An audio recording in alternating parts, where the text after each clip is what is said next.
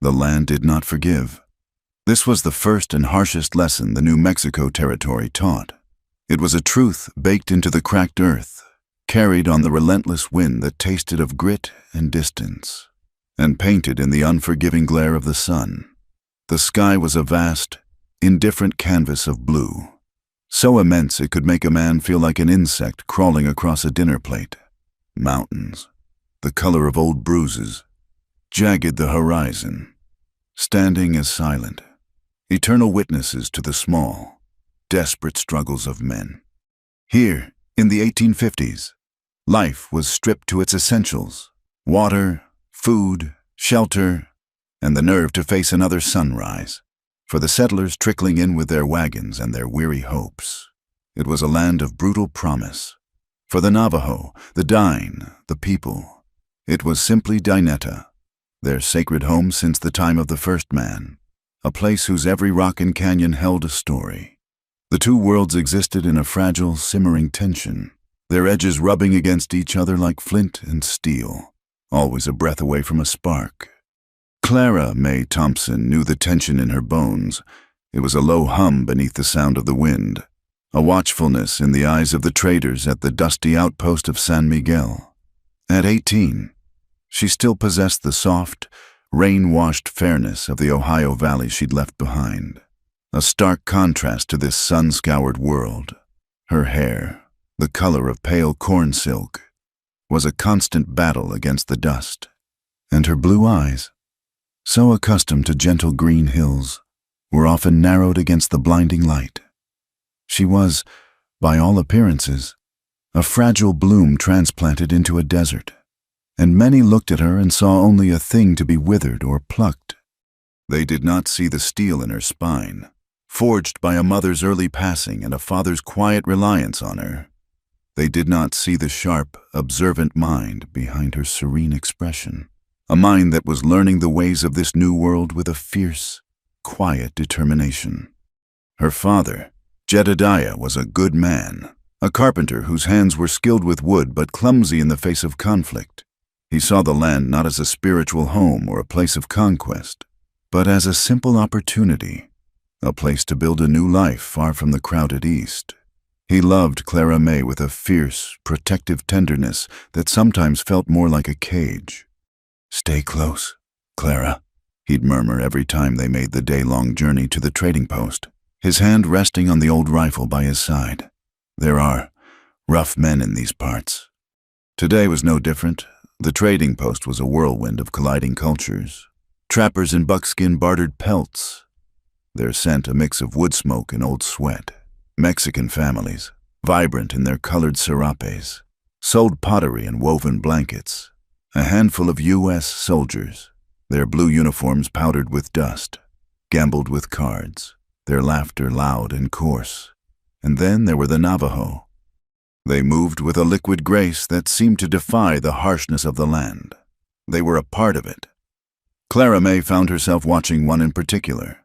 He was not the oldest, nor the loudest, but there was an stillness about him that drew the eye.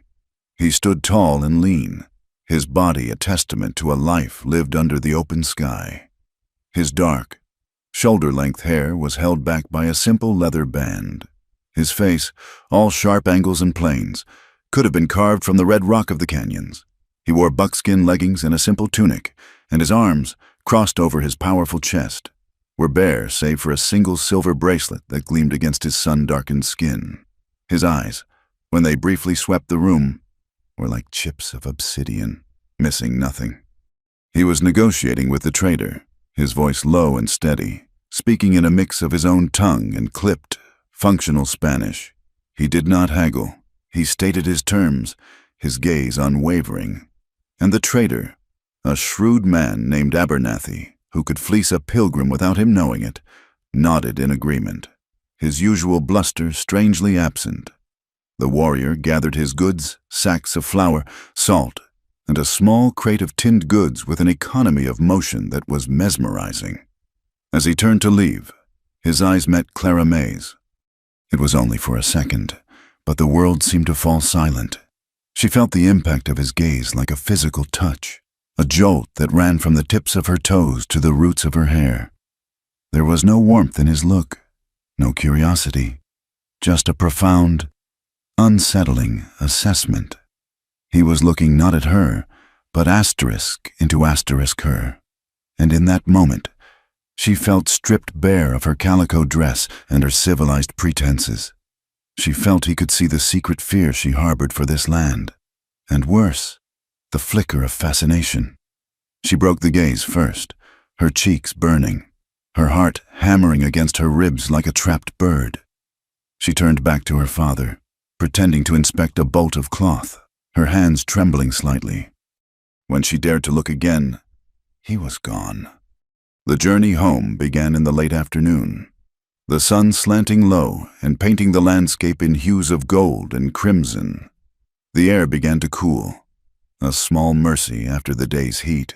Their wagon, laden with supplies, creaked a rhythmic, lonely song. Jedediah hummed a tuneless hymn, a habit of his when he was content. "A good day's business," he said, smiling at her. "That new wood plane will make a world of difference. We'll have our new shelves up by Sunday." Clara May smiled back, the strange encounter at the post already fading, becoming dreamlike.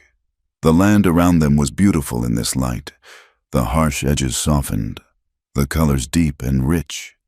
It was easy, in moments like this, to believe in her father's simple dream. The belief shattered when they rounded a bend of jagged rock. 3 men on horseback blocked the narrow trail. They were not trappers or soldiers. They were the kind of men her father had warned her about, their faces grimy with dirt and malice, their clothes ragged, their eyes holding the predatory gleam of coyotes. The one in the center, a big man with a tangle of a beard and yellowed teeth, grinned, showing the gaps. "Well now, look what we have here," he drawled, his voice a gravelly rasp. "A man of God and his pretty little songbird, out for a stroll." Jedediah pulled the wagon to a halt, his face paling. His hand went to the rifle. "We don't want any trouble. Just let us pass." "Oh, we'll let you pass," the man chuckled, a sound like stones grinding together. "After you've paid the toll, your rifle, your supplies, and that shiny watch I see peeking from your pocket." "This is all we have," Jedediah pleaded, his voice tight. "My daughter and I." "The daughter," another of the men sneered, his gaze crawling over Clara May in a way that made her skin feel thin as paper. "She's the finest toll of all." A cold, sharp terror seized Clara May, but something else rose with it, a white-hot spike of fury. She would not be a frightened rabbit. She would not. Jedediah, seeing the look in their eyes, made a desperate move, raising the rifle. But he was no gunman. Before he could even aim, the leader had his own pistol out, the click of the hammer echoing in the sudden silence. "I wouldn't do that, old man," he said softly. "You drop that rifle, or the little songbird loses her wings." Defeated, Jedediah let the rifle clatter to the dusty ground. The 2 other men dismounted, one grabbing the horse's bridle, the other swaggering toward the wagon. He reached for Clara May, his hand a dirty claw. "Come on down, sweetheart. Let's get a better look at you." Without thinking, Clara May reacted. As his fingers brushed her arm, she snatched up the small, heavy sack of sugar they had just bought and swung it with all her might. Connecting squarely with the side of his head, he staggered back, cursing, a look of stunned surprise on his face. The leader's grin vanished, replaced by a snarl. "Feisty. Are we? I like that." He dismounted and started toward her himself. "We'll have to teach you some manners." He lunged, grabbing her arm in a brutal grip and hauling her from the wagon seat. She landed on the hard ground, the breath knocked out of her. He loomed over her, his stench of stale whiskey and unwashed body filling her senses. "Let her go," Jedediah cried, lunging forward, only to be clubbed to his knees by the butt of another man's pistol. Clara May looked at the bearded man above her, and in her fear, she found a core of pure, unyielding defiance. She did not scream, she did not cry. She glared up at him, her blue eyes blazing with a hatred so pure it was almost a physical force. She would fight him. She would bite and claw and tear until he took her life. But she would not submit. It was in that moment, in that tableau of ugly desperation, that he appeared. He moved not from the road, but from the rocks above, a silent, swift shadow detaching itself from the deeper shadows of the canyon. The bandits didn't even see him until he was among them. The first was dispatched with a brutal, non-lethal efficiency, a hard blow to the throat that sent him gasping to the ground. The second turned, his eyes wide, and found the cold, hard barrel of Jedediah's rifle pressed against his forehead. Now wielded by the Navajo warrior, he froze, dropping his own weapon as if it were a hot coal. The leader, still holding Clara May, spun around, pulling her in front of him as a shield. He pressed his pistol to her temple. One more move, Injun, and she's gone. The warrior stood motionless, the rifle steady in his hands. It was the man from the trading post, Nalnish. His obsidian eyes were fixed on the bandit, but Clara May knew, with a certainty that defied logic, that his awareness was entirely on her. He saw her terror, and he saw the unbroken fire beneath it. "Let the woman go," Nalnish said. His voice was not loud, but it cut through the evening air with the edge of a honed blade. It held no room for negotiation. It was a command. "Not a chance," the bandit snarled, his arm tightening around Clara May. "You drop the gun, or—" He never finished. In a movement so fast it was almost a blur. Nalnish shifted his aim slightly and fired. The bullet didn't strike the bandit's head or chest. It struck his hand, shattering the bone and sending the pistol flying. The man howled, a sound of pure agony and shock, stumbling back and clutching his ruined hand, his hold on Clara May broken. Nalnish did not fire again. He simply walked forward, his presence more menacing than any bullet. The remaining two bandits, seeing their leader writhing on the ground, scrambled for their horses and fled into the twilight, abandoning their comrade without a second thought. The warrior stood over the whimpering, injured man. He looked down at him with an expression of cold contempt, then kicked the fallen pistol far into the sagebrush. "Your life is not worth the powder," he said, his voice flat. He then turned his back on him, a gesture of ultimate dismissal. The man, cradling his bloody hand, staggered to his horse and rode away, sobbing in pain. Silence descended, broken only by Jedediah's shaky breaths as he climbed to his feet. The air was thick with the smell of gunpowder and fear. Nalnish's attention was now solely on Clara May. He walked to where she stood, trembling in the aftermath of the assault. He stopped a few feet from her. His gaze was just as intense as it had been in the trading post, but now it held something else. It was not pity. It was something deeper, a kind of elemental recognition. He looked at her, at the dust on her dress, the wildness in her eyes, the proud, unbroken set of her shoulders. He saw the girl who had fought back with a sack of sugar. Jedediah stammered, "Sir, we are in your debt. I don't know how to thank you. We have little money, but—" Nalnish did not seem to hear him. His eyes never left Clara May. The sun was now a fiery sliver on the horizon, bathing them all in a blood-red light. The wind whispered through the canyon, carrying the scent of dust and juniper. He finally spoke, his English formal and precise. He did not speak to Jedediah, nor did he speak directly to Clara May. He spoke to the sky, to the land, to the spirits that dwelled in the deepening twilight. It was not a request or a proposal. It was a declaration, an oath sworn before the ancient, silent witnesses of the earth. "The spirit of a warrior lives in her," he said, his voice resonating with an unshakable certainty. "She will not be broken by this land. She will be protected. She will be honored." He then turned his gaze fully on the stunned Jedediah, and his final words fell into the quiet air with the weight of carved stone, an irrevocable claim that bound their fates together in that fiery moment of sunset. She will be my wife." Nalnish did not follow them.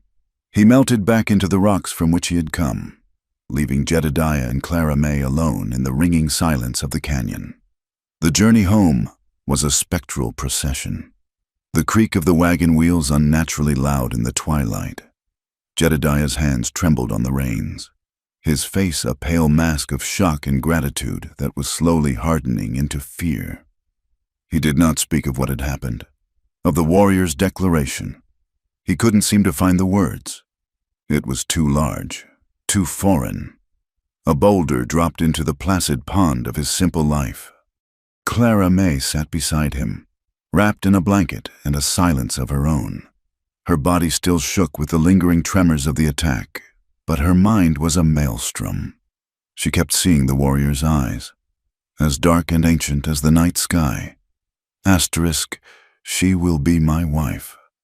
The words echoed not with the heat of passion, but with the cool, unshakable finality of a mountain. It was not a proposal to be accepted or denied. It had been stated as a fact, a truth the land itself had witnessed. She felt a terror so profound it was almost dizzying, yet beneath it, shamefully, stubbornly, there was another feeling, a flicker of awed safety she had never known. Their cabin, when they finally reached it, felt small and fragile under the vast, star-dusted canopy. For the next 3 days, an unspoken dread settled over their home. Jedediah worked with a frantic energy, hammering and sawing, filling the air with the sounds of civilization as if to ward off the wilderness and the warrior's claim. He spoke of moving on, of California, of anywhere but this place where the world did not operate by the rules he understood. Clara May moved through her chores in a daze, her senses heightened. Every snap of a twig, every shadow thrown by a passing cloud, made her heart leap. She was afraid he would come, and even more afraid that he would not.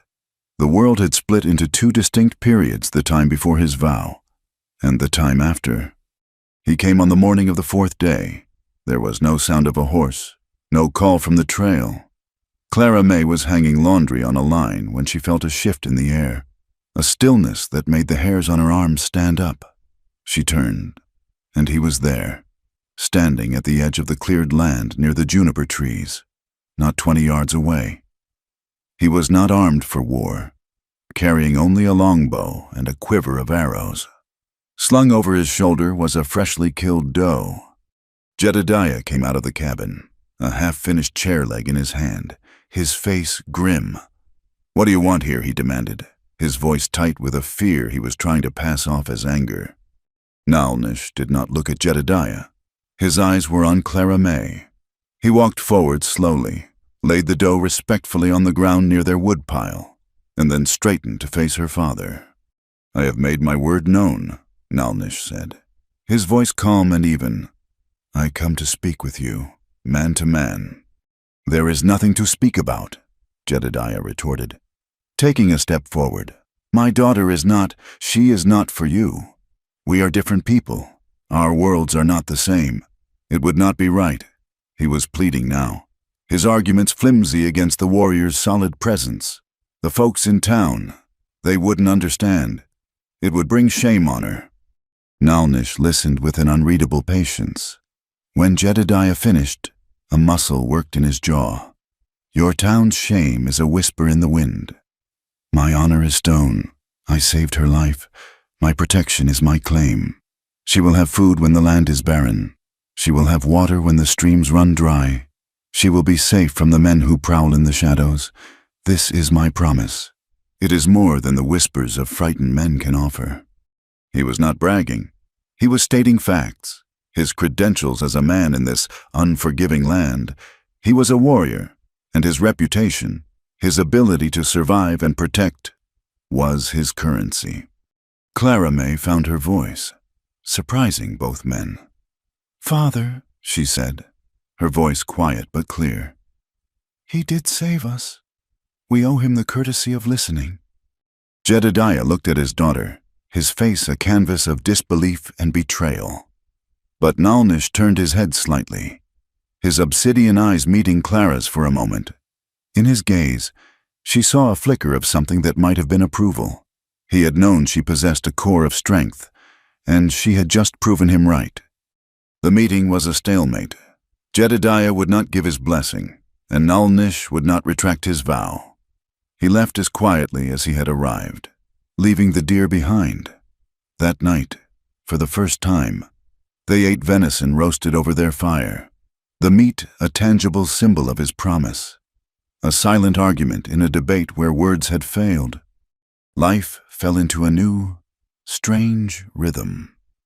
Nalnish did not come to their cabin again, but his presence was a constant, sometimes, while drawing water from the well. Clara May would see him, a lone, still figure on a distant ridge, watching. He was not spying, he was guarding, a silent, self-appointed sentinel. When a pair of hungry coyotes got too close to their single goat, a flint-tipped arrow appeared in the dirt before them, and they scattered into the brush.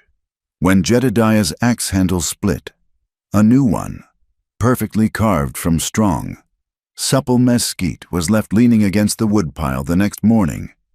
These gestures were a language Clara May was slowly beginning to understand. He was not trying to win her with trinkets or sweet words, but by demonstrating his worth in the only way that truly mattered here: competence, strength, and unwavering reliability. Her fear of him began to recede, replaced by a deep and unsettling curiosity. She wondered about his people, his beliefs, the world he saw when he looked out at the same landscape that so often intimidated her. The land itself seemed determined to test them. The dry heat of late summer intensified.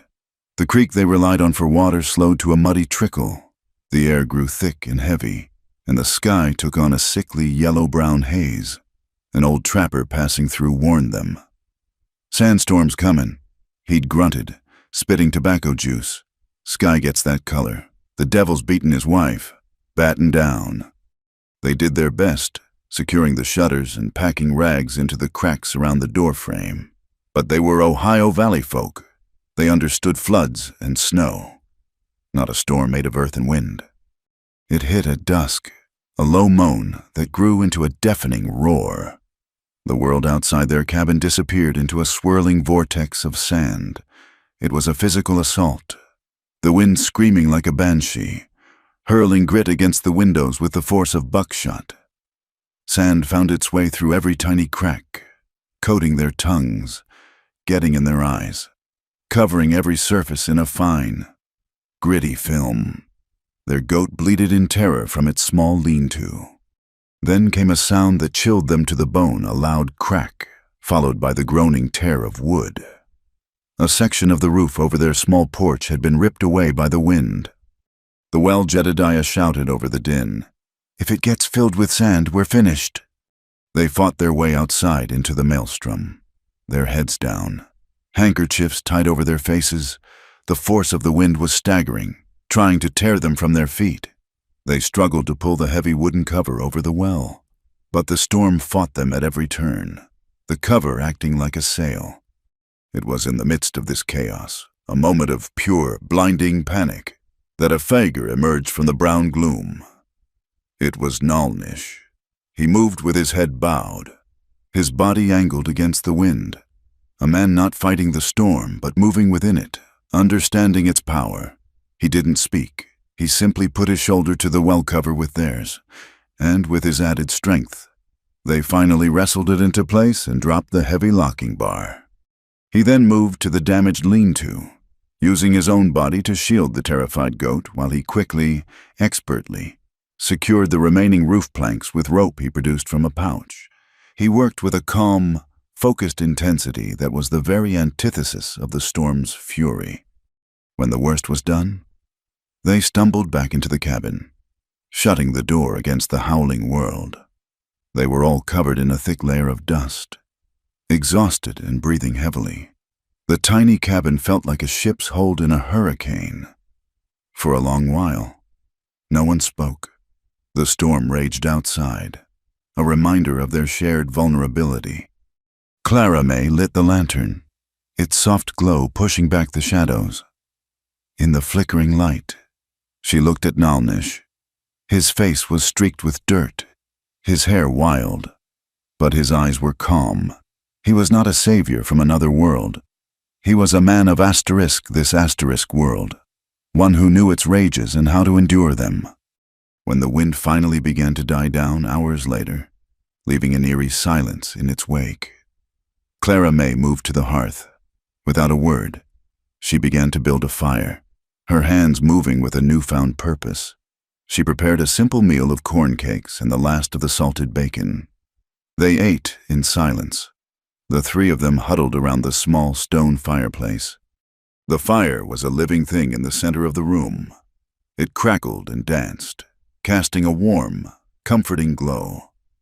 It pushed back the chill that had settled deep into their bones. Yet it was also a boundary. Clara May and her father sat on one side of the hearth, on their simple wooden stools. Nalnish sat on the other, on the floor, his back straight, comfortable in his own skin. The fire was the space between their two worlds, a source of shared warmth, but a clear line of division. Clara May finally broke the silence. "Why?" she asked, her voice soft. "Why do you watch over us?" Nalnish looked from the flames to her face. "I made my word known," he said simply, as if that explained everything. "But you don't know me," she persisted, a desperate need to understand welling up inside her. "I know your spirit," he replied, his gaze unwavering. "I saw it when you faced the men on the trail. It is strong. It does not break. A spirit like that must not be left to the mercy of the wind." Jedediah shifted uncomfortably, but he remained silent. He had seen what Nalnish could do, what he understood. His arguments about society and shame felt thin and hollow in the face of the storm they had just survived. Clara May watched the Navajo warrior across the flickering flames. The light softened the harsh angles of his face, revealing a depth and a stillness that she had mistaken for coldness. He was so utterly different, his beliefs and customs a mystery to her. She was still afraid, not of him, but of what he represented, a leap into a world she could not possibly comprehend. Yet, as she sat there, safe and warm, while the wind-battered world outside settled into a new, sand-swept shape, she felt the first true thaw in her heart. The fear was still there, but it was now intertwined with a powerful, growing thread of respect, and something more, a slow burning, terrifying, an undeniable pull toward the man on the other side of the fire. The storm passed, leaving the world scoured clean and glistening under a benevolent sun. It had changed the landscape, carving new rivulets in the dry earth and stripping the leaves from the cottonwood trees. It had also changed the landscape of their small, isolated life. Jedediah's open hostility toward Nalnish had been washed away, replaced by a grudging, silent respect. Fear remained, but it was now the fear of a father seeing his daughter drift away on a current too strong for him to fight. Nalnish began what the settlers would have called a courtship. Though it bore no resemblance to the parlor visits and stolen glances Clara May had read about in worn-out novels, his was a courtship of the land itself. It was a practical, silent instruction in the art of survival, an unfolding of the desert's secrets, one by one. He did not bring her flowers. He showed her where to find the deep-rooted plants whose leaves, when crushed, could soothe a burn or draw out a fever. He did not write her poems. He taught her the poetry of the earth, how to read the story of a passing coyote in the dust, how to know the direction of the wind from the lean of the juniper trees. Their classroom was the vast, open country. Jedediah would watch from the cabin, his carpentry forgotten, as Nalnish led his daughter out into the wilderness that had once been her greatest fear. He saw them kneeling together, their heads bent over a set of tracks. He saw Nalnish point to the sky, explaining the flight patterns of a hawk. He saw Clara May, who had once flinched at the sight of a snake, learn to walk with a quiet, steady confidence, her eyes no longer on the ground in front of her, but scanning the horizon, reading the world as he did. During these lessons, a new language formed between them, one of touches as fleeting and significant as a raindrop in the dust. while showing her how to find water. He would guide her hand to the base of a plant, his calloused fingers brushing against hers. The contact was brief, functional, yet it sent a jolt through her that had nothing to do with the desert heat. While teaching her to fletch an arrow, a skill he insisted she learn. For a woman who can provide for herself is a queen in her own right. His hands would cover hers to correct the angle, his warmth seeping into her skin, his proximity making it difficult to breathe. Each touch was a spark, and each shared glance a slow-burning ember. She began to see past the harsh warrior. She saw the patience in his eyes as she fumbled with a knot he had shown her 3 times. She heard the quiet humor in his voice when a rabbit she was stalking easily outsmarted her. She learned that his silence was not an absence of feeling, but a deep well of observation. He, in turn, began to learn from her. He watched, fascinated, as she tended her small, struggling garden, marveling at her persistence in coaxing life from the unforgiving soil. He tasted the bread she baked in her small stone oven and found it strange but satisfying. He would listen as she hummed the soft, simple hymns of her people, melodies that spoke of a faith so different from his own, yet filled with a similar yearning for meaning. He learned that her world was one of quiet rituals, of small comforts wrested from the wilderness, of a gentle order imposed upon the chaos. He saw that her strength was not just in defiance, but in her enduring grace. Yet, as their connection deepened, so did Clara May's inner turmoil. The society she came from had clear, rigid rules for women. A wife was her husband's helpmate, his property, her will subsumed by his. The idea of marriage had always felt to her like the closing of a door. She feared it, feared the loss of the quiet independence she cherished.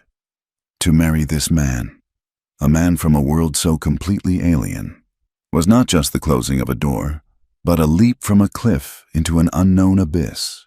Could she do it? Could she abandon everything she had ever been taught? The love blooming in her heart felt like a betrayal of her own identity, a wild, dangerous weed in the carefully tended garden of her life. Nalnish, too, was fighting his own battle. The instinct of a warrior was to claim, to protect what was his. Every time he saw her, the urge to simply lift her onto his horse and take her to the safety of his people's camp was a primal fire in his blood.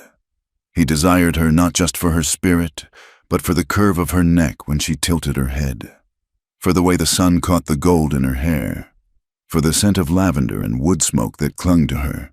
But his vow had been one of honor, of respect. The very spirit he admired in her was one that could not be caged. To force her would be to break the thing he held sacred, and so he waged a war within himself, banking the fires of his impatience, tempering the steel of his will with a tenderness he hadn't known he possessed. He had to court not just the woman, but her trust. The tipping point came on a night when the moon was a perfect silver disk in a sea of ink-black sky. It hung so bright and close it seemed one could reach up and touch it, its light bathing the landscape in a soft, ethereal glow that smoothed away all the harsh edges of the day. They had shared a meal of roasted rabbit and corn cakes.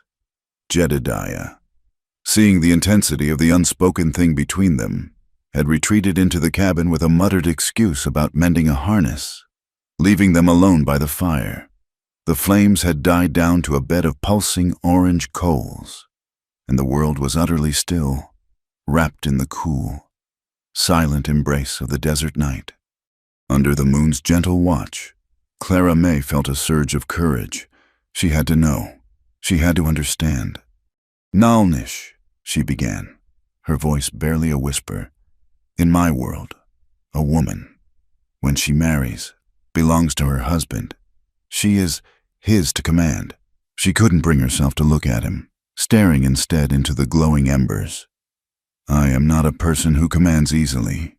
Nalnish was silent for a long moment, watching her, the moonlight carving his profile into a stark relief of shadow and silver. When he spoke, his voice was low, softer than she had ever heard it. "The Dine see this differently." He said, "A man does not own a woman. He does not own the land. He does not own the sky. We are all children of the changing woman, placed here to walk in beauty. He shifted, turning to face her more directly. A husband and wife are not master and servant. They are Ho-Zo balance.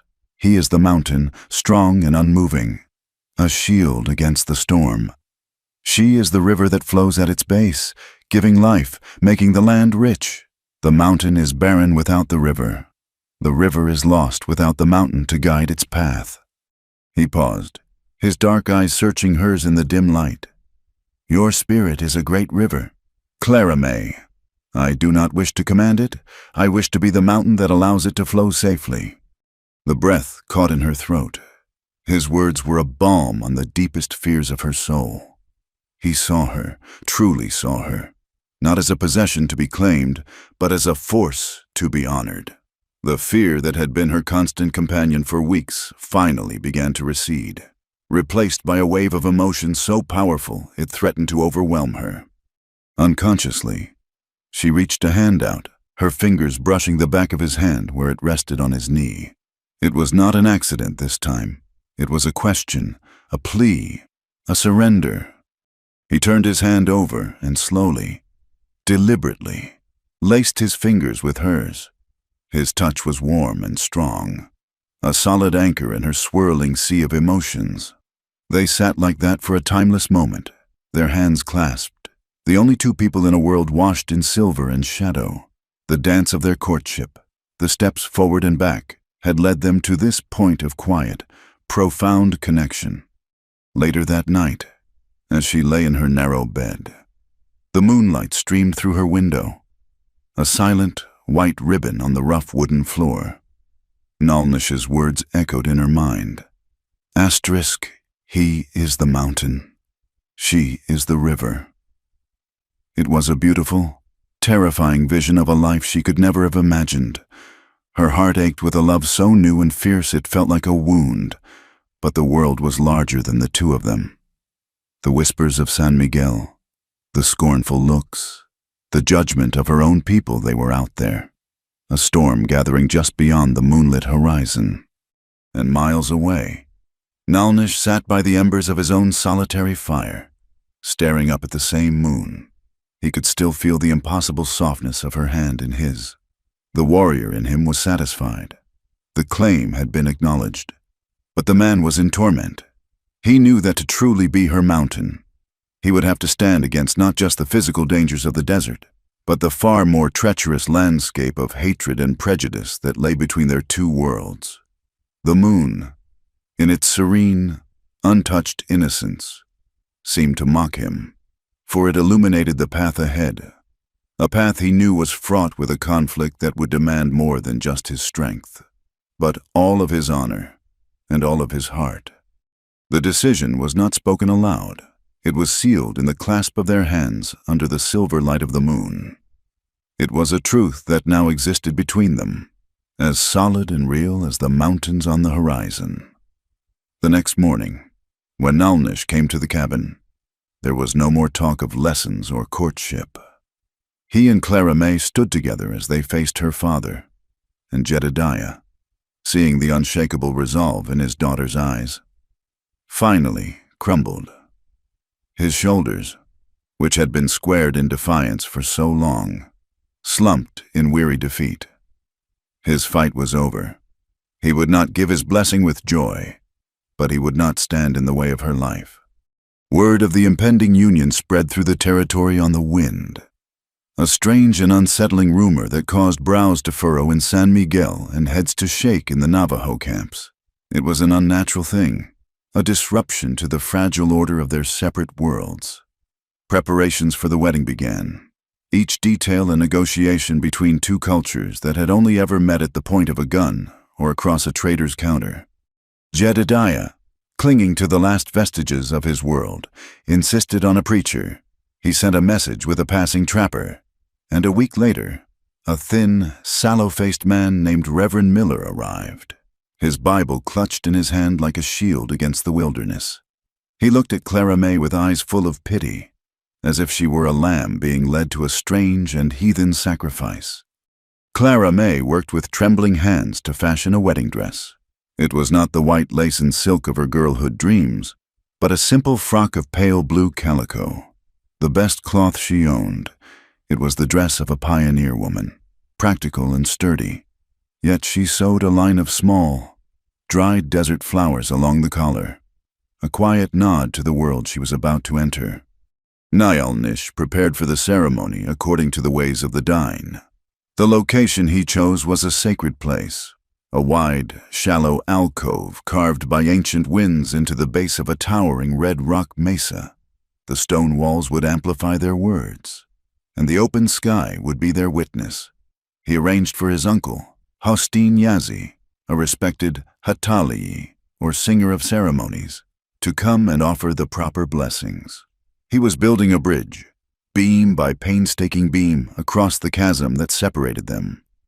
The wedding day dawned clear and hot. The sky was a searing, cloudless blue. Two separate groups of people converged on the rock alcove, approaching from opposite directions and keeping a careful distance, like wary wolves circling a fresh kill. From the east came the settlers. There were few of them. Jedediah, his face ashen, his Sunday suit looking stiff and out of place. The trader Abernathy and his wife, their faces masks of morbid curiosity. And Reverend Miller, who stood sweating in his black wool coat, his expression grim. They huddled together, a small island of civilization in a vast, wild sea. From the west, on foot and on horseback, came the Navajo. There were more of them, perhaps 20 in all. They were Nalnish's kin, his clan. His mother was there, a woman of immense dignity, her face a beautiful map of wrinkles, her eyes holding a deep, sorrowful wisdom. There were his cousins and his uncle, Hosteen Yazi. And there was Kia, a young warrior whose skill was nearly a match for Nalnish's. He stood with his arms crossed, his handsome face set in a scowl of disapproval. To him, this union was a watering down of the blood, a concession to the invaders, a betrayal. When Nalnish arrived, he wore not the simple leggings of a hunter, but the ceremonial dress of a Dine man. A fine woven blanket was draped over his shoulders, and a single eagle feather was tied in his dark hair. He was not just a man. He was the embodiment of his people's pride and tradition. He went first to the settlers' side, to Jedediah. He stopped before the older man and gave a slight, respectful bow of his head. "I have come for your daughter," he said, his voice quiet but firm. Jedediah swallowed hard, his throat working. He could only nod as he brought Clara May forward. She looked impossibly fragile and beautiful in her simple blue dress. She took Nalnish's offered hand, her small, pale fingers disappearing into his strong, sun-darkened grasp. Together, they walked to the center of the alcove, positioning themselves directly between the two wary factions. The ceremony began with Reverend Miller stepping forward, his voice thin and reedy against the immense backdrop of the red rocks. "Dearly beloved," he began, "we are gathered here in the sight of God to join this man and this woman in holy matrimony." His words, which would have been a comfort in a small wooden church in Ohio, seemed alien and hollow here.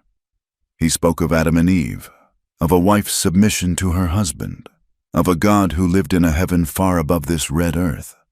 Nalnish stood with stoic patience, his gaze fixed on Clara May, honoring this part of the ritual for her sake. Clara May listened to the familiar words, feeling a pang of grief for the world she was leaving behind. When the preacher finished his part, he stepped back, looking flustered and uncertain. Now, Hosteen Yazi came forward. He was an old man, bent with age, but his eyes were as bright and sharp as a hawk's. He began to chant, his voice a low, rhythmic song in the Dine language, a sound that seemed to rise from the earth itself. He spoke of the first man and the first woman, of the sacred mountains, and of walking the pollen path of beauty. He took a small, intricately woven basket and, using a gourd dipper, sprinkled water to the 4 sacred directions. Then he took a pinch of yellow corn pollen and blessed the couple, touching it to their heads and shoulders, a symbol of life, fertility, and happiness. The two ceremonies could not have been more different, one of words sent up to a distant sky god, the other of ritual that drew its power from the living earth beneath their feet. The air was thick with the tension of this impossible union, with the weight of hundreds of years of misunderstanding and conflict pressing in on them. Then came the moment for their own words. The chants and prayers fell silent. The only sound was the sigh of the wind as it moved through the canyon. They turned to face each other, oblivious to the dozens of critical eyes upon them. Nalnish looked at Clara May, and in that moment, she was the only person in the world. He saw not a white woman, not a settler, but the fierce, beautiful spirit he had vowed to protect. He spoke, and his voice, which could be as hard as stone, was now filled with a deep, resonant reverence. I stand before you not as a warrior, but as a man who has seen the spirit of the river in you, and the strength of the mountain, he said, his English slow and deliberate, for all to hear. I swear to protect you as I protect the Mother Earth, who gives us life. I swear to honor you as I honor the spirits of my ancestors, who guide my path. My home will be your home. My people will be your people. My heart, he paused, his gaze intensifying, is the shield I place before you for all our days. A tear escaped Clara May's eye and traced a clean path through the dust on her cheek.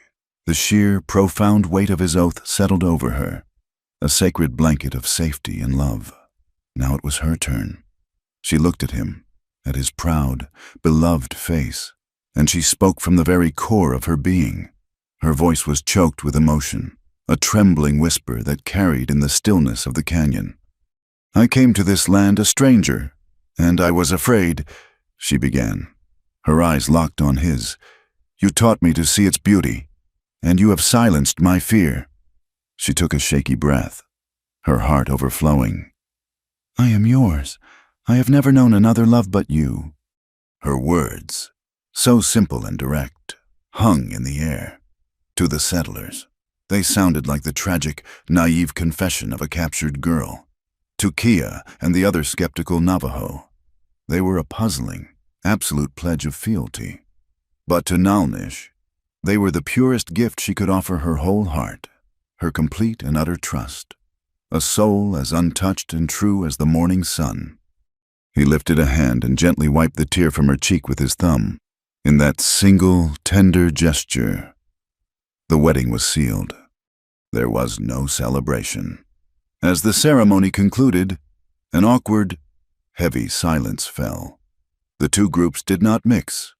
Abernathy's wife gave Clara a look that was a toxic blend of pity and morbid fascination.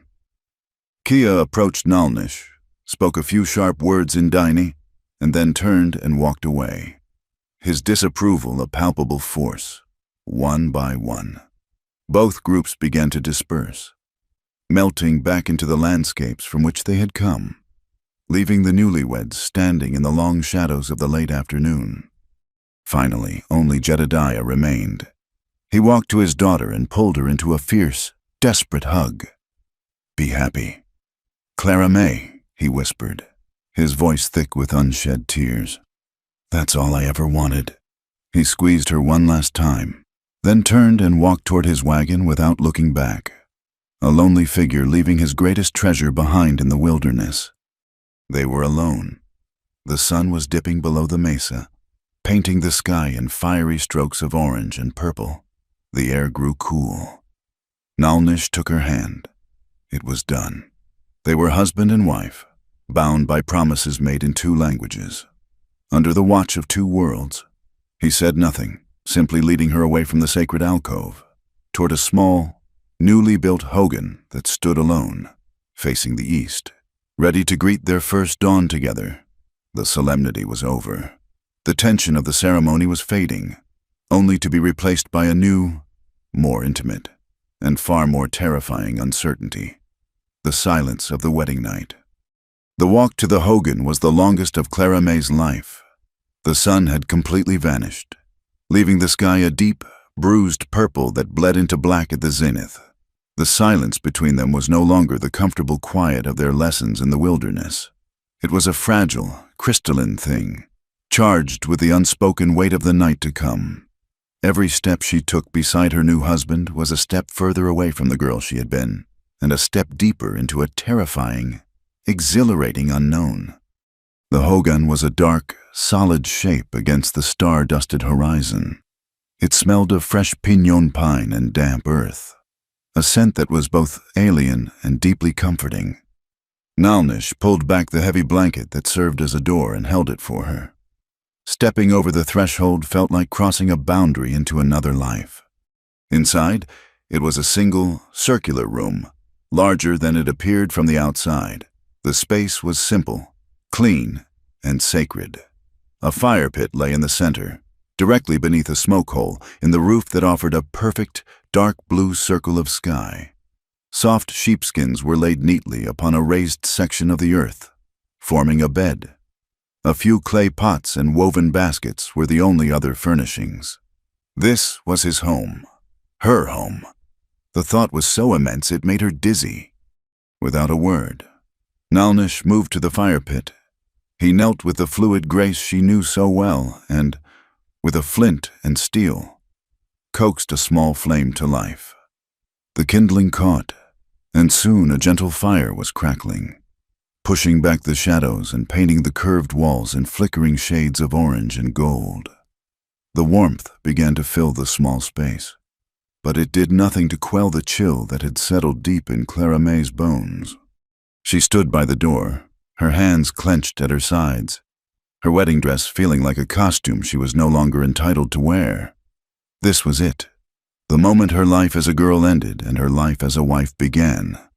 Her mind was a chaotic jumble of her father's sorrowful face, the preacher's solemn warnings about wifely duties, and the crude, whispered jokes she had once overheard between farmhands at a market fair. She had been raised to believe that this part of marriage was a woman's burden, a secret, shameful trial to be endured for the sake of her husband and the hope of children. It was a dark, frightening mystery, and she was utterly, hopelessly unprepared. Nalnish finished with the fire and rose, turning to face her, in the soft, dancing light. His features were less harsh, his eyes deep pools of shadow. He looked at her, his wife, and his gaze held a quiet, possessive warmth she had never seen before. It was the look of a man who had finally brought his most precious possession home. He had fought for her. He had vowed to protect her. And now the time had come to make her truly his. He took a slow step toward her, his intention clear in the gentle reverence of his expression. This was the moment. He expected her to come to him. He expected a bride. And her body, her treacherous, terrified body, betrayed her. As he reached a hand out to touch her face, she flinched. It was a small, involuntary movement, a recoiling so slight it was barely perceptible. But in the charged silence of the hogan, it was as loud as a gunshot. His hand stopped, hovering in the air between them. The warmth in his eyes was replaced by a flicker of confusion, then concern. He lowered his hand and his voice was soft, so it would not break the fragile quiet. "Clara May, are you afraid?" She couldn't speak. She could only nod, her throat tight with a knot of unshed tears. She was ashamed of her fear, ashamed of her weakness. After all his patience, all his honor, was this how she would greet him on their wedding night, as a frightened child? "Of me?" he asked, a hint of pain in his voice. "No," she finally managed to whisper, the word tearing from her. She looked up at him, her eyes pleading for him to understand. "Never of you. I am afraid of this." She gestured vaguely at the sheepskin bed, at the intimacy of the small, enclosed space. "I do not know what is expected. I do not know how to be a wife." The confession hung in the air between them. Nalnish's brow furrowed. He did not understand. He had taken a wife. She had come to him willingly. The path ahead was as natural and clear as the rising of the sun. Seeing his confusion, her desperation grew. The dam of her restraint finally broke, and the words tumbled out in a torrent of whispered, Shame-faced honesty. The preachers, the older women, they speak of a wife's duty, a debt she owes her husband. They speak of it in hushed voices, as something painful, a cross to be borne. Her voice trembled, thick with tears. I am so ignorant. Nalnish, my mother died before she could tell me of these things. I know nothing. I am afraid I will fail you, that I will displease you. She finally finished, her gaze falling to the earthen floor, her entire body trembling with the force of her confession. She stood before him, stripped bare not of her clothes, but of all her pride and pretense. She was not the defiant girl who had faced down bandits, nor the strong woman who had learned the ways of the desert.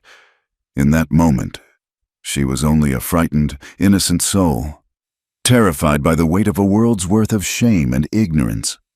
Nalnish stood as still as a stone. He listened to her broken words, and a profound, world-altering understanding began to dawn within him. He had seen her spirit, her fire. He had assumed that a woman so strong, who had lived in the settler's world, would understand the ways between a man and a woman. But as he looked at her now, trembling and afraid, he saw the truth. He saw past the courage to the core of her being, a place of stunning, untouched innocence. Her vow at the wedding echoed in his mind, and I have never known another love but you. He had heard it as a pledge of loyalty. He now understood it as a literal, fundamental truth. She knew nothing of love, nothing of men. Her fear was not of him, but of a phantom, a story of pain and duty told by a frightened, joyless people. He had claimed her as his wife, believing he was taking a woman. He now saw that he had been entrusted with the heart of a girl on the very cusp of womanhood, a heart that had been taught to fear the very thing that should bring it joy. A great, silent thought, the culmination of their entire story, settled in his mind with the weight of destiny. A Navajo warrior claimed her as wife, yet on their wedding night, he discovered her untouched innocence. In that moment, he realized his vow of protection had taken on a new, deeper meaning. The victory was not in the claiming of her body. The victory, the true honor, was in being worthy of the absolute trust she had just shown him. His desire for her, the primal fire that had burned in him for weeks, did not vanish. Instead, it was transformed, purified by a wave of tenderness so powerful it almost brought him to his knees. He did not step forward. He took a deliberate step back, giving her the space she so desperately needed.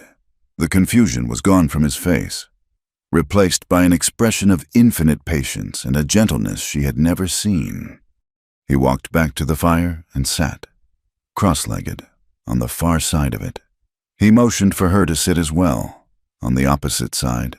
The fire, which had once been the barrier between their two worlds, now became their hearth, a place of shared, safe warmth. "There is no debt. Clara may," he said, his voice a low, soothing murmur, like the river running over smooth stones. "There is no duty, not in my world. A man does not take from his wife what she does not offer freely. That is not the path of beauty." He looked at her, his eyes full of a deep, abiding respect. What is shared between a husband and a wife is not a cross to be borne. It is a gift, a ceremony. It is meant to be a joy, not a fear. Your people have taught you to be afraid. I will teach you not to be. He reached for one of the thick wool blankets folded nearby and stood. He walked to her, and she flinched again, her fear still a living thing. But he did not try to touch her. He simply unfolded the blanket and gently draped it around her trembling shoulders, his fingers brushing her arms for only a second. "Tonight," he said, his voice a solemn vow, "you will sleep, and you will not be afraid. I am your husband. My heart is your shield. That shield protects you even from me." He returned to his side of the fire, leaving her wrapped in the warmth of the blanket and the even greater warmth of his words. He banked the fire until it was a bed of soft, glowing coals, and then he lay down on the sheepskins on his side of the hogan, turning his back to her to give her the privacy of the entire room. Clara May sat for a long time, clutching the blanket, the tears finally falling, silent and cleansing. They were not tears of fear, but of overwhelming relief and a love so profound it felt as vast as the desert night. The wedding night was not an ending, but a beginning. It was not a consummation of flesh, but a consummation of trust, in his restraint, in his honor. Nalnish had given her a gift far greater than passion. He had given her patience. He had given her safety. He had claimed her as his wife, and in doing so, had set her free. The days that followed their wedding night were a season of quiet discovery. In the sanctuary of the Hogan, shielded from the harsh judgments of the outside world, a fragile, beautiful intimacy began to bloom. Nalnish kept his vow. He did not press her. Instead, he courted her spirit anew, teaching her the Dine words for the stars that wheeled overhead, sharing stories of the coyote trickster by the fire, and showing her a tenderness that she drank in like a parched woman finding a spring. And Clara May, freed from the prison of her fear, began to open like a night-blooming flower, her laughter slowly filling the small, round home, her touch becoming confident and seeking as she learned the new and wondrous language of love at his patient, reverent pace. Their life was a circle, like the Hogan itself, contained and complete, its center the warm glow of the fire. But a circle can also be a target. Theirs was a peace too profound to go unchallenged by the world outside. The news of their union, carried from the wedding site by the trader Abernathy and Reverend Miller, spread through the dusty streets of San Miguel like a grass fire. The story was twisted in the telling. Clara May was no longer a woman who had made a choice, but a poor, captured creature, a white dove in a savage's cage. Reverend Miller spoke from his makeshift pulpit of a soul lost to heathenism, his words fanning the flames of fear and self-righteousness. Women who had once given Clara May polite nods now whispered behind their hands as her father, Jedediah, bought his supplies, his face a permanent mask of pained endurance. The men, their prejudices fueled by cheap whiskey and the inherent hardships of frontier life, spoke more bluntly. They saw Nalnish's marriage to a white woman not as a union of two hearts, but as an act of insolence, a claim on something that was not his to take. A hard-bitten rancher named Silas Croft, a man whose ambition was as vast as the lands he coveted, became the loudest voice. "It ain't right," he'd declare to the men gathered in the saloon. "Let one of 'em take one of our women, and next they'll be thinking they have a right to our land, our water. It's a challenge, and a challenge has to be met." The poison seeped outward. A Navajo family coming to trade found Abernathy's prices suddenly doubled. A trap line Nalnish had maintained for years was smashed, the animals stolen. These were small, spiteful acts, the sparks that fly before the blaze. The discontent was not confined to the settlers. In the Navajo camps, Kia's jealousy festered into open criticism. He saw Nalnish spending his days teaching his white wife the ways of the desert instead of hunting with the other warriors. He saw the respect Nalnish afforded her, a respect that, in Kia's eyes, bordered on servitude. "He softens," Kia would say to the other young men. "The white woman makes his spirit weak. He thinks of her comforts before the needs of the clan. He forgets that her people are the ones who shrink our world with every season." He spoke to their pride and to their fear, and some began to listen. Nalnish, who had always been a leader, began to feel the chill of isolation from his own people. He was a mountain, as he had promised Clara May, but he was now a mountain that stood alone, caught in a crosswind between two gathering storms. The breaking point arrived on a hot, merciless afternoon. Nalnish had gone to check the distant traps that remained, a journey that would take him until dusk. Clara May was inside the Hogan, grinding corn, the rhythmic sound of the stone a comfort in the silence. Their new life had given her a sense of peace, but it had also honed her senses. She heard the horses before she saw them. The sound wrong, too many, their hoofbeats heavy and aggressive, not the light, practiced tread of the Dine. She rose and stepped outside. her heart beginning a slow, heavy drum against her ribs. 4 riders were approaching, their figures wavering in the heat rising from the baked earth. They were white men, and they were armed with rifles.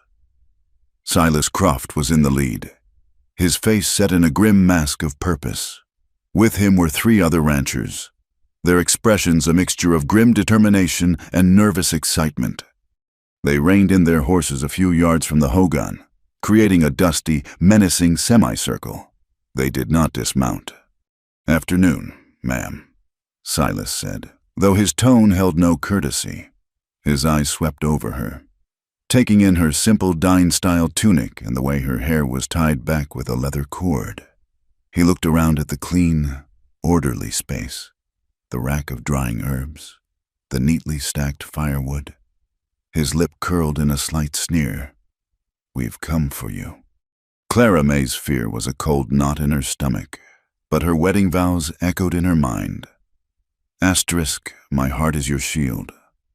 She knew, in that moment, that the shield had to protect him, too. She lifted her chin, her gaze steady. "I don't know what you mean. This is my home." "This is no home for a Christian woman," another of the men spat. "It's a sty. We've come to take you back to your own kind."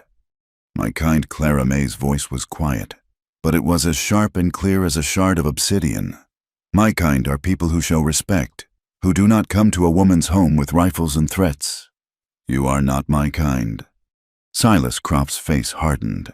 He had expected tears, pleading, a grateful rescue. This calm defiance infuriated him. "Listen to me, girl. Your father is worried sick. The whole town is... You've been here for weeks.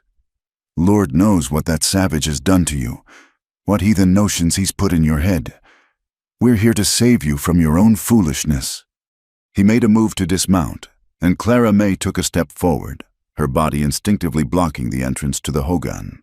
It was all she had, this small, round house, and she would defend it with her life. "You will not enter my home," she said, her voice ringing with an authority that stunned them into silence. The terror was still there, a wild bird beating its wings against her ribs, but it was caged now by her love, by her absolute conviction. "My father knows I am safe. I am not a prisoner here. I am a wife." She looked at each of them in turn, her blue eyes blazing with a fire they had never seen in a woman. "My husband is a man of honor, something you clearly know nothing about. He has shown me nothing but kindness and respect. You see a savage.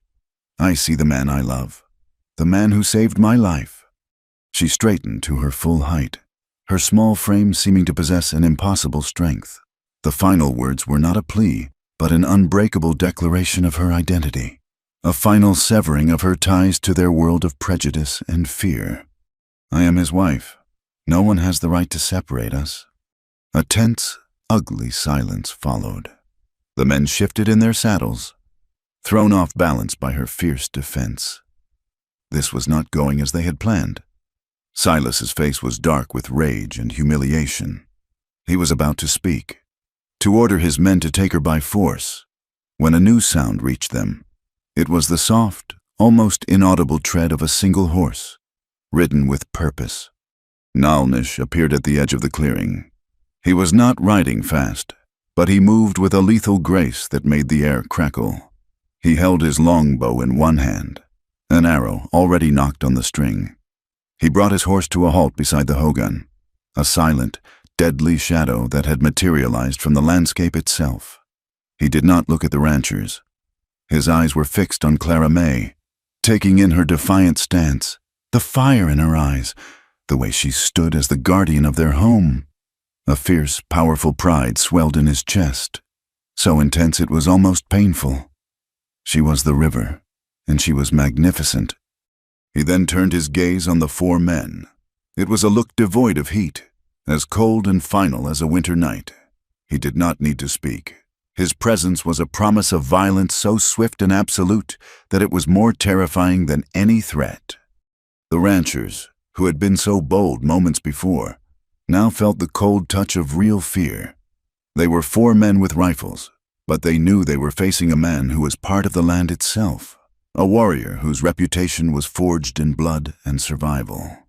Silas Croft was the first to break, his bluster evaporating under that silent, deadly stare. He gathered his reins, his face a mottled red. "This ain't over," he snarled, the words empty and weak. He wheeled his horse around and spurted into a gallop, the other three scrambling to follow. Kicking up a cloud of dust that choked the air, they fled, not as rescuers, but as routed intruders. Their righteous crusade shattered against the rock of a woman's will and a warrior's promise. Nalnish remained on his horse until the sound of their hoofbeats faded completely. Then he dismounted, let the arrow rest, and walked to where Clara May still stood. Trembling now that the danger had passed, he did not speak. He simply stood before her, his eyes filled with a love and an awe that was deeper than anything they had yet shared. He raised a hand and gently cupped her face, his thumb stroking her cheek. She had been his shield. They both knew, as they stood together in the ringing silence of the desert, that this was not an ending. It was a beginning. The settlers would go back and tell their story, a story of a defiant, bewitched woman and a threatening savage. The Navajo would hear of how the white men had come to a warrior's home. The sparks of hatred had been fanned into a low, burning fire, and the line between their two worlds had just been drawn in the dust, a line that would soon have to be defended with more than just words. The quiet that followed the rancher's retreat was not peace, but the held breath before a thunderclap. Nalnish moved with a new, coiled tension, his eyes constantly scanning the horizon, reading signs in the dust that Clara May could not yet decipher. He spent hours with her, not on lessons of survival, but on drills of defense. He made her practice with the bow until her fingers were raw, not to make her a hunter, but a protector. He showed her how to bar the Hogan door from the inside and where to find the hidden caches of water and dried meat he had stored nearby. He was preparing his home for a siege, and his wife for a war. "You are the heart of this Hogan, Clara May," he told her one evening, his voice low and serious as they sat by the fire. "If the walls should fall, the heart must be protected. You must run. Do not fight for the home. Fight for the life within it, your life." She listened, her own heart aching with a cold dread. The idyllic circle of their life had been broken, and the wolves were gathering. The wolves were making their own unholy pact. Silas Croft, his pride festering like a poisoned wound, rode not back to San Miguel, but into the shadowy canyons where men of his own kind feared to tread. He sought out the remnants of the bandit gang that had first attacked Clara May's wagon. He found them, leaderless and hungry, and offered them a deal coin, supplies, and the satisfaction of revenge on the Navajo warrior who had humiliated them. To this volatile mix, he sought to add an insider. Through a series of discreet, dangerous meetings with those Navajo disgruntled with Nalnish, he sent a message to Kea. The offer was simple: help them ambush Nalnish, and Kea would be seen as the one who purged the clan of a weakening influence. The white woman would be rescued and returned to her people, and Kea's own standing as a warrior would rise. Kea, blinded by jealousy and a twisted sense of honor, agreed. He saw it not as a betrayal of his kin, but as a painful necessity to restore the strength of the Daine. He would not kill Nalnish himself, but he would ensure that he was there, and that he was vulnerable. The attack came on the third day, as the sun began to bleed its color into the western sky. Kea had ridden to the Hogan earlier, a gesture of false reconciliation. He spoke of a mountain lion that had been seen near the northern ridges and proposed they hunt it together, a chance for them to be warriors side by side again. Nalnish, though wary, could not refuse without causing a deep, public rift. It was a challenge to his honor he had to accept. He told Clara May he would be back by full dark, and she watched him ride away with his cousin, a knot of ice tightening in her stomach. She knew, with a woman's intuition that defied all logic, that it was a trap. The ambush was laid in a narrow pass, a place of jagged rocks and deep shadows. Nalnish sensed it a second too late. As they entered the pass, Kea reined in his horse. A signal! The crack of a rifle echoed from the rocks above, the bullet tearing through the muscle of Nalnish's shoulder, spinning him from his saddle. He landed hard, his head striking a rock, dazing him. Before he could recover, they were on him. The bandits, their faces contorted with hatred, and Silas Croft, his eyes gleaming with triumphant malice. Nalnish fought with the fury of a cornered lion.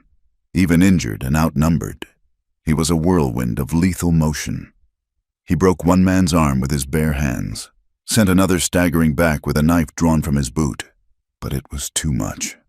A second shot grazed his thigh, and as he stumbled, one of the bandits drove a knife deep into his side. A grunt of pure agony was torn from him, and he fell to his knees, the world dissolving into a red-tinged haze. Silas Croft stood over him, his rifle aimed at Nalnish's head, a cruel smile spreading across his face. "Not so proud now, are you, Injun?" At the Hogan, Clara May had heard the first distant rifle shot. The sound had pierced her heart. She didn't hesitate. All of Nalnish's warnings, all her own fears, coalesced into a single, clarifying purpose. She would not run. The heart of the Hogan would not flee while its shield was broken. She grabbed her father's old rifle, the one Nalnish had taken from the bandits and kept in their home. Her hands were shaking so violently she could barely load it, the cartridges fumbling through her fingers. She checked the powder, her mind a strange, cold calm in the center of her terror. She was no longer Clara May Thompson, the carpenter's daughter from Ohio. She was Nalnish's wife, and her husband was in danger. She ran, her feet flying over the familiar ground, the heavy rifle awkward in her arms. She followed the direction of the sound, her breath tearing in her lungs, her every instinct screaming. As she neared the pass, she heard Croft's triumphant voice. She slowed, creeping forward, using the cover of the rocks as Nalnish had taught her. She peered around a boulder and the scene below burned itself into her soul. Nalnish, her husband, her mountain, was on his knees, his lifeblood staining the red sand. Kea stood apart, his face a mask of conflict, his betrayal complete, and Silas Croft was about to end the life of the man she loved. Time seemed to slow. There was no thought, only instinct. She raised the rifle. The barrel was heavy, shaking in her grasp. She had never fired it before. She rested it on the boulder to steady her aim, just as she had done with the bow countless times. She looked down the long barrel, centered the sight on the one thing she wanted to erase from the world, Croft's smug, hateful back. She closed her eyes and squeezed the trigger. The rifle's kick was a brutal, shocking force, slamming her back against the rock. The explosion was deafening. When she opened her eyes, Croft was on the ground, screaming, clutching a shattered shoulder. Her shot had been wild, but it had been true enough. The world erupted into chaos. The bandits, stunned by the shot from an unseen attacker, momentarily forgot Nalnish. Kea looked up at the rocks, his eyes wide with disbelief as he saw Clara May standing there, smoke curling from the rifle barrel, her face a pale, determined mask. In that moment of distraction, Nalnish surged. With a last desperate roar of strength, he launched himself at the bandit closest to him, driving his knife home. As that man fell, Nalnish collapsed, his strength finally spent. Clara May didn't wait. She scrambled down the rocks, loading another cartridge as she ran. The remaining bandits, their leader wounded and their surprise gone, saw her coming. This was not the frightened girl they had imagined. This was a she-wolf defending her mate. Their nerve broke. They grabbed the screaming Silas Croft, hauled him onto a horse, and fled into the deepening twilight. Kea remained, frozen, caught between his two worlds. He looked at the wounded Nalnish, then at the approaching Clara May, her eyes blazing with a righteous fury. He could not face her. With a cry of shame and anguish, he leaped onto his horse and galloped away, a traitor to both sides. belonging nowhere. Clara May fell to her knees beside Nalnish. He was unconscious, his breathing shallow, his body a canvas of terrible wounds. The sand around him was dark with his blood. For a moment, paralyzing grief seized her. He was gone, but then she felt the faint, fluttery pulse at his neck. He was alive. The warrior was born. She tore strips from her own dress, her hands moving with a desperate, focused speed. She packed the deep knife wound in his side, pressing down with all her might to staunch the bleeding, her own tears mixing with the blood on her hands. The gunshot in his shoulder was a mangled mess. She could do nothing for that here. She had to move him. He was a dead weight, far too heavy for her to lift, but she would not leave him. She looped her arms under his shoulders and began to drag him, inch by painful inch, back toward the hogan. Every rock, every root, was an enemy.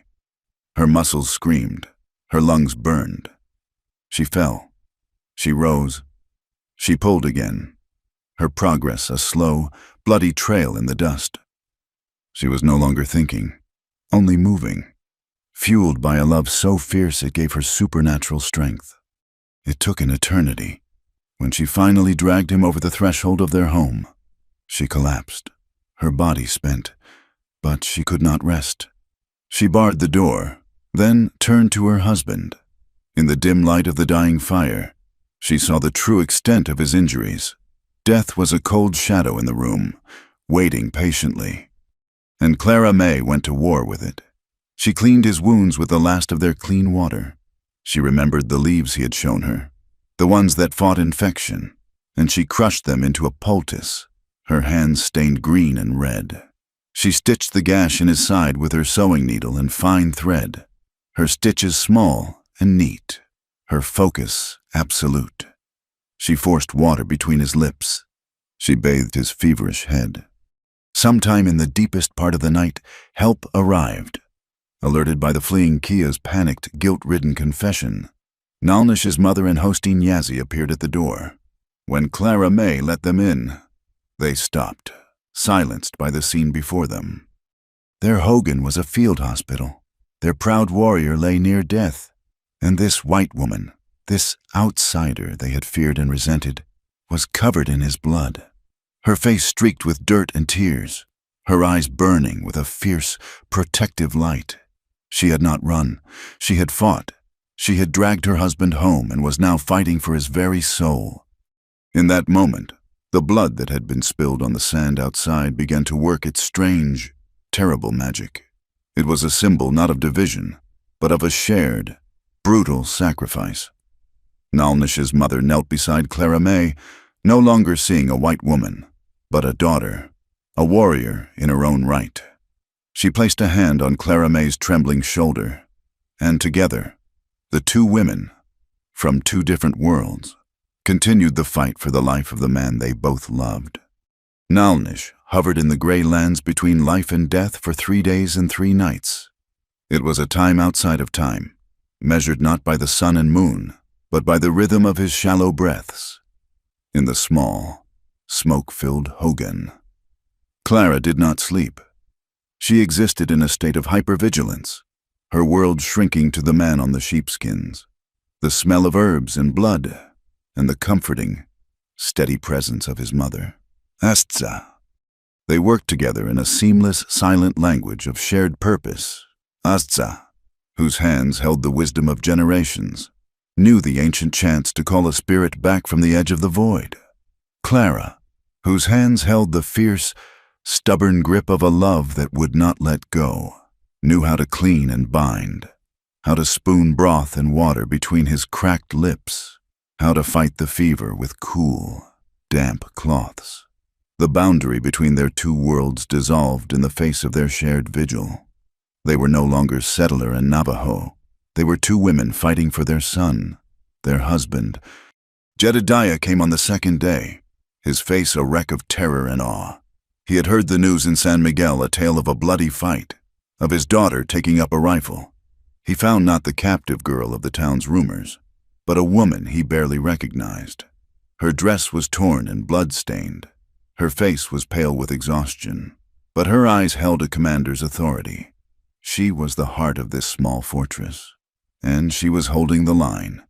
He brought what he could: clean bandages, medicine from the trader, and then retreated, knowing with a painful certainty that his daughter no longer needed his protection.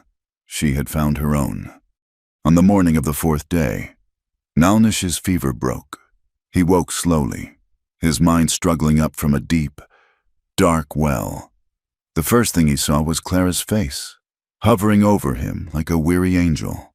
Her hair was a wild halo in the morning light slanting through the smoke hole, and the lines of exhaustion around her eyes only made her more beautiful.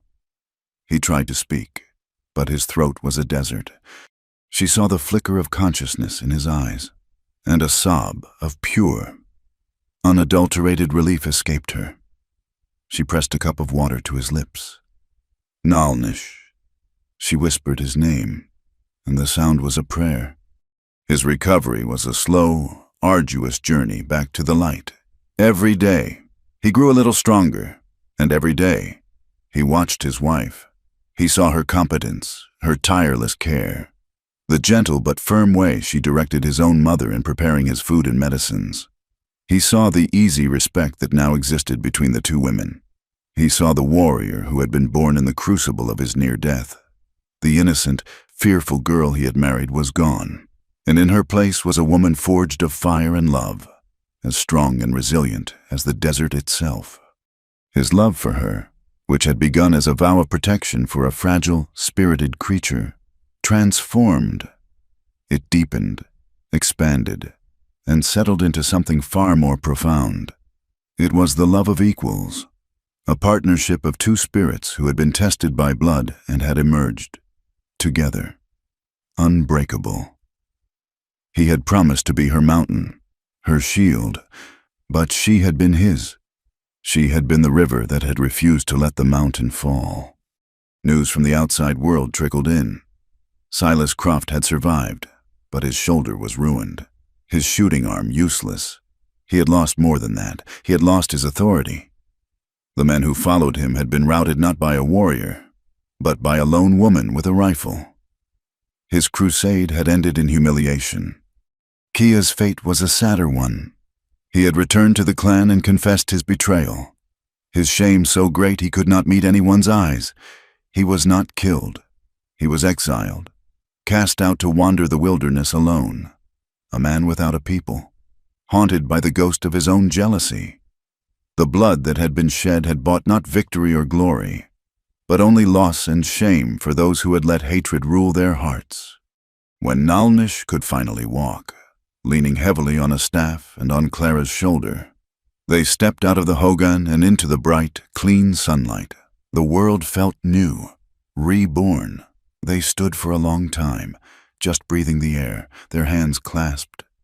"This place," Nalnish said, his voice still raspy, looking at the hogan that had been their sanctuary and their hospital. "It holds too much shadow now." Clara knew he was right. They could not build a future on a foundation stained with such a violent memory. "Where will we go?" she asked. He looked east, toward the distant, hazy line of the settlers' world, and then west, toward the heart of Dinetta. "We will walk the path between," he said. They found a small, abandoned adobe cabin nestled in a grove of cottonwoods by a creek, on a piece of land that belonged to neither world. It was on the very edge of the desert, close enough for Nalnish to see his family, yet near enough that Jedediah could visit without making a long, arduous journey. It was a place of balance, a bridge. They rebuilt it together. Jedediah, his heart slowly mending as he saw his daughter's true happiness, came and helped them mend the roof and fashion a sturdy door. Nalnish, his strength returning day by day, taught Clara how to mix the adobe mud with straw, and she laughed as they covered each other in the thick, wet earth. His mother brought them blankets and clay pots, and showed Clara how to build an outdoor oven, a *horno*, where she could bake her bread. Their new home was a melding of their two lives. Inside, A proper bed frame built by Jedediah stood near a traditional Navajo loom that Astza had given to Clara. Clay pots filled with desert herbs sat on shelves next to tin plates and coffee cups. It was a place that was uniquely theirs, a testament to a love that had refused to be defined by borders. Clara was no longer a girl. She was a woman. Her heart filled not with fear, but with a deep, quiet strength and an infinite capacity for love.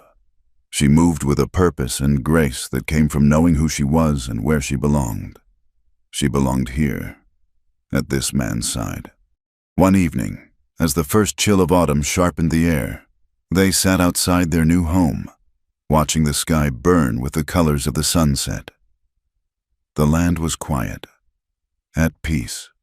Do you ever miss your old life? Nalnish asked, his voice soft. Clara thought of the green hills of Ohio, of the life she had once imagined for herself. It felt like a story about someone else, a pale, faded photograph. I missed my mother, she said honestly, but my life did not begin until I came here, until I met you. He took her hand, his fingers lacing with hers. He looked at their joined hands, one dark, calloused, and scarred, the other fair, slender, but no longer soft, strengthened by work and hardship. When I first saw you, he said, his gaze distant, remembering, I saw a spirit that the desert could not break. I made a vow to protect that spirit. He turned to her, his eyes full of a love that was as vast and endless as the sky above them. I was a fool, a proud fool. I thought my love was a shield to hold in front of you. He lifted her hand to his lips and kissed her knuckles. Your spirit needs no shield. Clara May, it is a fire. My love is only the wood that I will feed it for the rest of our days. They dreamed, then, of the future, of children who would have her blue eyes and his black hair, children who would know the songs of the Dine and the hymns of the settlers, who would speak two languages, who would be a bridge of flesh and blood between two peoples, a new generation, born not of conflict, but of a love that had been tested by fire. He stood, pulling her to her feet to stand before him. The first stars were appearing in the twilight sky.